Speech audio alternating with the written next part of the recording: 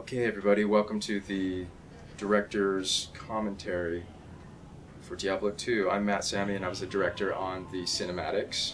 To my left is Nick Carpenter. I was the designer on the Diablo II cinematics. Scott Abeda, I was the producer on the D2 cinematics. Harley Huggins, I was animation supervisor and the screenwriter of the cinematics. Joe Ray Hall, editor. Cinematic. So we're just going to talk a little bit about sort of a mix of things, some of the technical issues, and also just general stuff about these flicks. So Story element. I'd like to start by talking about some technical issues, because you can see it right here. This is the first time we really had to deal a lot with hair. This guy right here has got hair on his head, which was a big deal. His chin, his nose, his ears. And that was really, really something new for us. And also, this other dude in the cloak is, well, he's covered in a cloak, which was not all that easy to tackle. And this was the first time that we really had to deal with things like this, hair and cloth and organic surfaces, lots of skin. Right at this point, he's seen Tyrael. He's going to recount the story to him of what had happened. The setup. This guy right here is, probably pretty reminiscent of Salieri. And I don't know if that's a good thing or a bad thing, but we wanted to use a narrator, someone who was there, who could sort of explain and tie the whole story together, start to finish. So we used the flashback structure. So we had this guy recounting the tale, all the things he had seen. This guy being Marius, the old man in the corner there. I think the obvious thought to doing the cinematics would be you'd want to see your character in the game,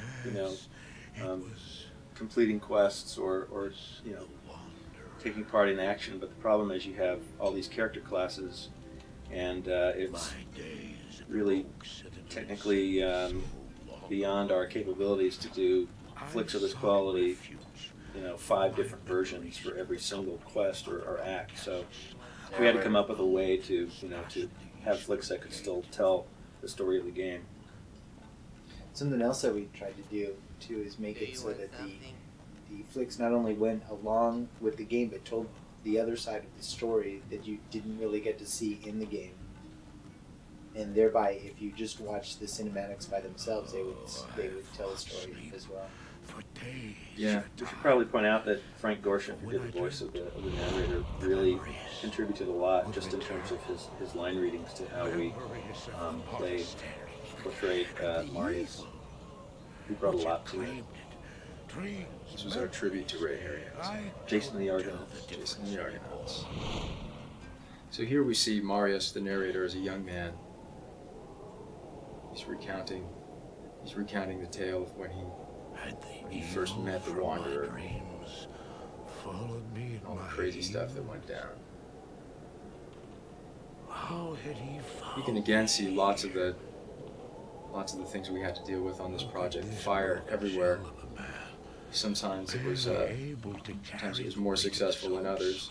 Some of the fire doesn't really quite look like fire, but some of it does. So I guess we were kind of successful in that way. Kind of like rolling the dice. Yeah. And too, now might be a good time to talk about our using a compositor for the first time a lot. We really started to break things out into different layers so that we could render quicker, and we could do more, have more control of what we were looking at through After Effects. Yeah, really, the first project that we shot things all in pieces was StarCraft, actually a StarCraft expansion. And we were just kind of learning how to do it. On this project, we really, really took it to extremes. Like every one of these shots is, I don't even know how many pieces, like everything is a layer. That little dude, the fire, the sparks, you name it, it's a separate piece. It's all comped together after the fact. Yeah, and comping's it's like a big sandwich, You have sometimes there's something in the foreground, and that's the first piece of bread, and then it goes all the way back to the background, where the set would be, all the layers in between. Yeah, by the end of the project, we got pretty good at it.